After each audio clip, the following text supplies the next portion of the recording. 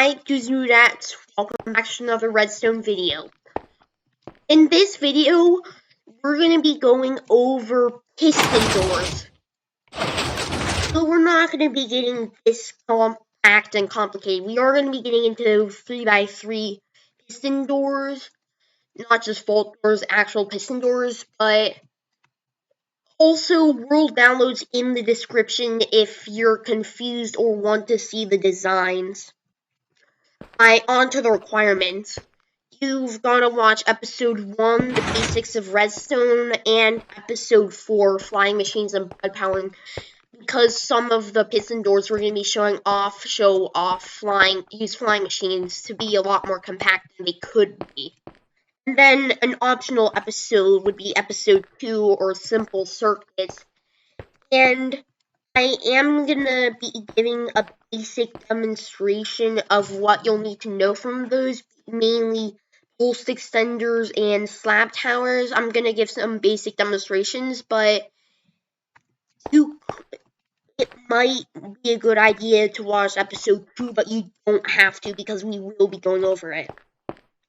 Also, please like and subscribe if you enjoy. I really like making this content. And I have a surprise every time I reach a sub goal, and my current sub goal is 50 subs. Let's reach it. Now let's get into the video. 2x1 and 2x2 piston doors. Now, these are very simple. And no, for those of you wondering, this is not quasi-connectivity. This redstone dust is powering this piston, and this block is powering this piston. If we place the piston underneath here, then it would be quasi-connectivity. If I just do this, that would be quasi-connectivity. And we can just hook these up through redstone torches, and we've got ourselves a 2x2 piston door. It's really quite simple, honestly. And if we want to do it double-sided, we just hook it up to the redstone torches. We just add some redstone dust here and add some pressure plates, and it's double-sided.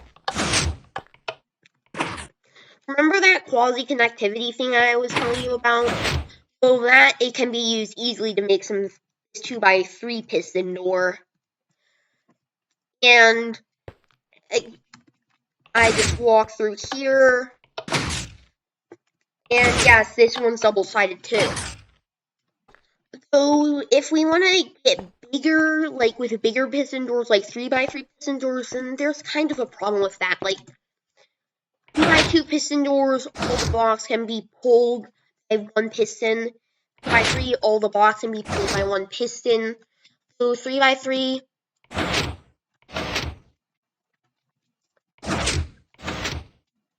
there's this one block in the middle here. How we're going to solve this block in the middle is through something called a double piston extender. So for it to push out of the block, I just need to do this. And then for me to close it, I just gotta like that. And that is pretty simple how you do it. It's just this double piston extender. So first this activates, which is not really going to do much, and then this piston activates, which is going to push this piston and activate it through this already activated redstone dust, just like that. And then if I want to turn it off, I just like this sticky piston is going to turn off, and then this one is going to turn off. But when this turns off and pulls it back, then this piston is going to be here and be extended. But when this turns off, it's just going to unextend like this. Vertical is similar too, so we just gotta do this, and then this. And this is a pretty easy, memorable design. So unlike this design, it's not right away easy to tell what's going on. So I'll explain it a little bit right after I set the time today. Anyway, so I flick this lever. This is going to turn on and push this sticky piston up. And right as it gets pushed up, this observer detects that and powers this block at the exact moment that this piston is here, so it just spits out this block. And then it's going to pull that down, but you'll notice that this extends with no real reason. This is just an educated guess, but as it's getting pulled down, it somehow manages to receive the power from this block. And then it just happens again. It may not be the simplest design to understand how it works, but it's a very simple design to remember. And that's what matters, well, sometimes. And with that knowledge, we can get into something called a vault door. We flick this, this, this, this, and this. And this is functional. Now all we have to do is connect it up to one point. And this is the finished result. I just stand right here. That is a problem we'll get into. But you're probably going to notice these slab towers. Basically what they do, they function as another way to transmit signals. There is a downside to it, or it can be an upside depending on what you're doing. You can transmit power upwards, but not downwards. Again, this is, and depends on what you're using them for. Like, they're not best, like, for downwards vertical transfer, but for a carry cancel adder, then these slab carry powers are necessary. So, again, this problem, if I walk on here and maybe I'm a bit slow, I can't get through. And we're going to solve that through use of a pulse extender. I just press this button, and then it makes the pulse last longer because it goes 15, 15, 14, 14, 13, 13, 12, 12, and competitors have a delay, so they make the pulse last longer.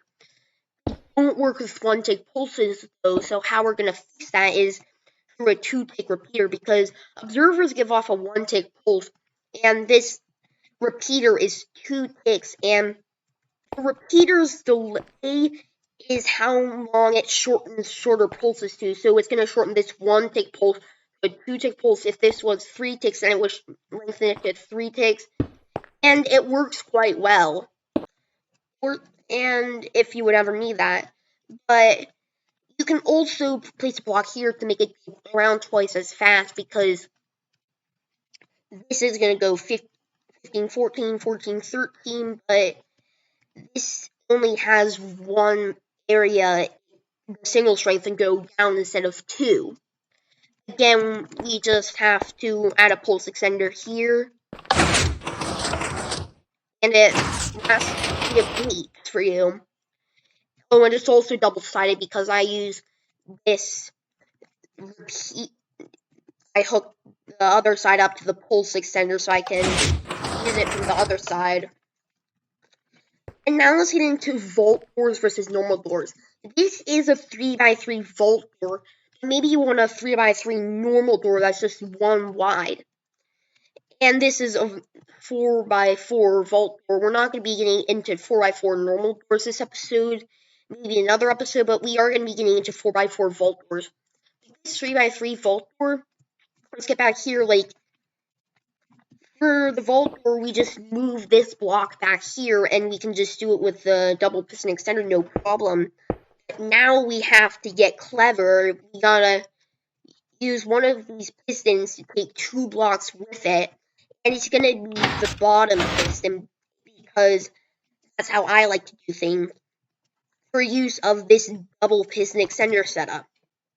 So what we have to do is we do this, then this, and then this. And then to pull it back down, we gotta do this, and then this, and then it acts as a double piston extender only on closing. What we're going to do that is, with this block here, it's very important. Without it, it just acts as a normal piston. Not even a sticky piston, just a normal piston. But with this block here, then it's going to act like a double piston extender. You see where I'm going with this? So first things first, we're going to activate this piston and then push this block. So this is now just like a normal piston. And then it's just going to push those two up, just like that. And if we want to do it back, then we just pull this down and then pull this back here. So now it's going to act like a double piston extender now, and it's going to double retract this block here back down, just like that. Now we just combine 3x3 vault door and that setup to get a 3x3 normal piston door. Again, we'll down those in the description if you want to take a closer look at any of these. And now to get to the 4x4 vault door, because for a 3x3 vault door, you only need to take one block from here, but we basically gotta do a 2x2 piston door from behind here, and we've gotta bring them back here. We can't just use a single piston, we gotta use double piston extenders like this. And it turns out you can stack them using just quad connectivity. So this is how a 4x4 vault door works. We push these, and then we just do the double piston extenders, and we have a 4x4 vault door. Now we just have to connect it to one central area. And then if I step on here, it works. Pretty fast too, honestly. Now we get into flying machine piston doors. So we've got to update the observers on the bottom, and then the flying machine is just going to fly up and down if we have it. Now we just need to find a way to control this, which we're going to do through this setup here, which is going to, when this observer detects an update, it's going to go down and send a 1-tick pulse. I'm not sure why I have another observer here. We can just replace that. We don't really need that. It's going to make the whole thing just a little bit faster. Come to think of it, I don't need this either. I'm just going to place a repeater there. But yeah, this is going to control it by these pistons are going to activate these droppers when I push this, so it goes up and it goes back down. So for a 6x6 piston door, it's for these is the maximum blocks ever gonna need to push is gonna be slime blocks don't stick to honey blocks, so 1, 2, 3, 4, 5, 6, 7, 8, 9, 10, 11, 12, and 12 blocks is the piston push limit, but if we want to go higher, we gotta do bigger, then we gotta make some alterations to our flying machine. This flying machine design I saw in Mumbo's Jumbo's 1x1 to 10x10 piston door video. You can find it right here.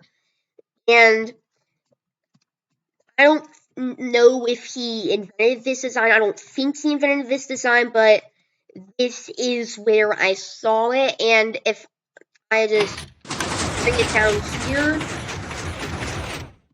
and then I just do that again. And to conclude this video, I'm just going to tell you guys some piston door terminology. You may or may not have heard the terms hipster, seamless, and flush, and I'm going to be going over what those mean. First, the seamless door, which means all components are hidden when the door is open or closed, but it can show some stuff in between. This is like just a 2x1 piston door, honestly, and it's just covered up by blocks, which makes it seem a bit bigger than it actually is. But that's literally the qualifications for seamless. Flush means hidden behind a wall on at least one side. So I go here, and then that, it's gonna just come out through the wall because this is flush with the wall. It is impossible to tell there's a piston door here until you can't get any visual cues through a gap in the wall. Okay? How a flush door works is like this. So you need these pistons to turn on first and turn off last. And since this is inverted, this is gonna turn off, so it's gonna go zoop and then zoop like that.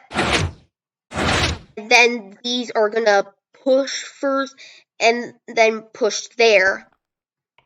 And it's all because of this pulse extender.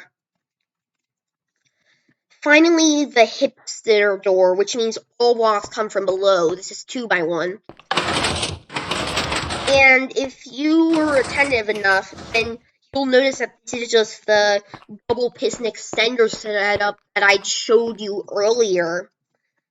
And guys, that wraps up today's video, and I really hope it helped you out in learning about piston doors. Please subscribe, it helps out the channel a lot, and also, you guys can decide what episode 6 is if you want. Like, if nobody decides this time around, it's actually going to be like, I'll surprise you guys, but if someone picks and it's not too complicated an idea, then I'm going to do it. But anyways, this is the end of the video, so bye guys!